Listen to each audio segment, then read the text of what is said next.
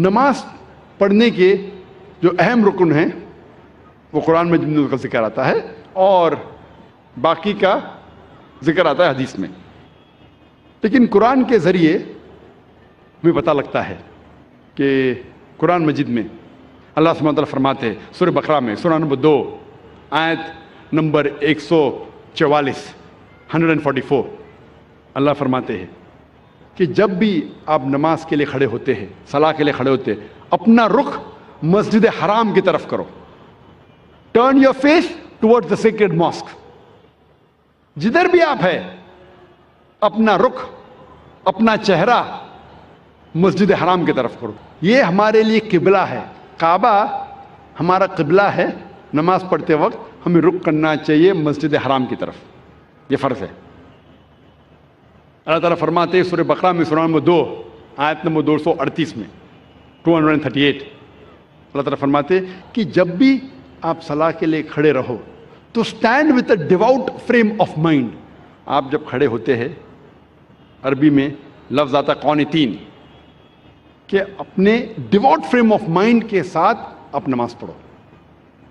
اللہ فرماتے سورہ ہجر میں سورہ نمبر 15 آیت نمبر 87 میں کہ اللہ has sent، اللہ نے نازل کیا ہے 7 آیتیں جو ہمیشہ دہرائی جاتی ہے اور قرآن عظیم.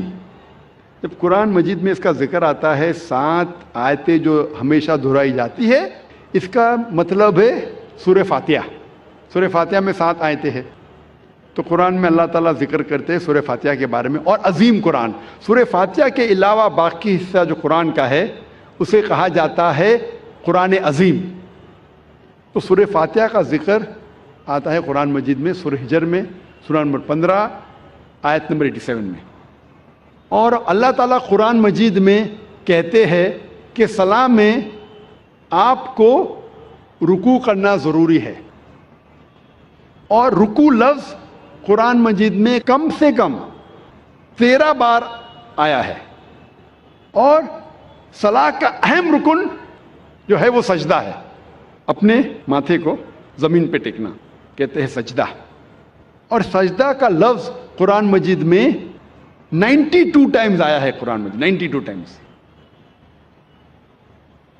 اور اللہ تعالیٰ فرماتے ہیں سورہ العمران میں سورہ نمبر 3 آیت نمبر 43 میں یہاں مریم مقنتی لربی کی وسجدی ورقی ما یا رقیم، کہ اے مریم آپ اللہ کی عبادت کرو اور سجدہ کرو اور رکوع کرو ان لوگوں کے ساتھ جو رکوع کر رہے ہیں.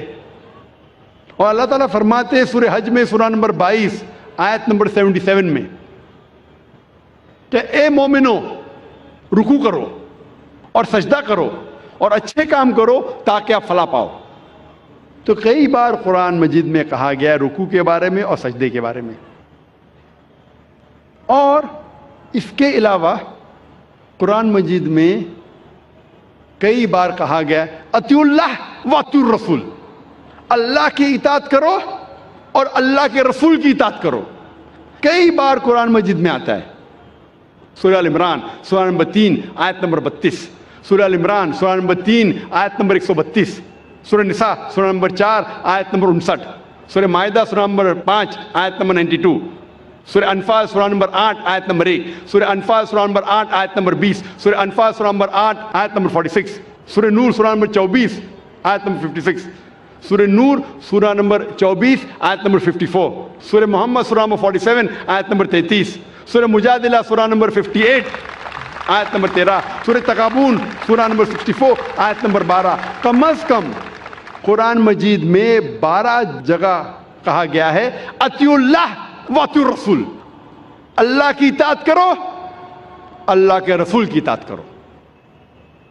اس کا مطلب اللہ کے علاوہ جو بھی اللہ کے رسول فرماتے ہیں، حکم کرتے ہیں، ہمارے لیے فرض ہے کہ اسے ہم مانیں. تو صلاح کی باقی رکن، باقی چھوٹی چیزیں کس طریقے سے پڑھی جاتی ہے وہ ذکر آتا ہے حدیث میں. جب اللہ کے رسول کی صحیح حدیث پڑھیں گے تو باقی چیز ہمیں ملتی ہے. اور اللہ کے رسول فرماتے ہیں صحیح بخاری میں جلد نمبر 1 کتاب الآذان چیپٹر نمبر 18 حدیث نمبر 604 میں پرے ایز یو سی می پرے، نماز پڑھو جس طریقے سے آپ مجھے پڑھتے ہوئے دیکھ رہے ہیں. اور یہ حدیث دہرائی گئی ہے کئی جگہ. یہ دہرائی گئی ہے صحیح بخاری میں جلد نمبر 9 میں حدیث نمبر 352 جہاں اللہ کے رسول فرماتے کہ نماز پڑھو اس طریقے سے جس طریقے سے آپ مجھے پڑھتے ہوئے دیکھ رہے ہیں. تو باقی چیز نماز کے بارے میں ہمیں ملتی ہے اللہ کے رسول کی صحیح حدیثوں میں.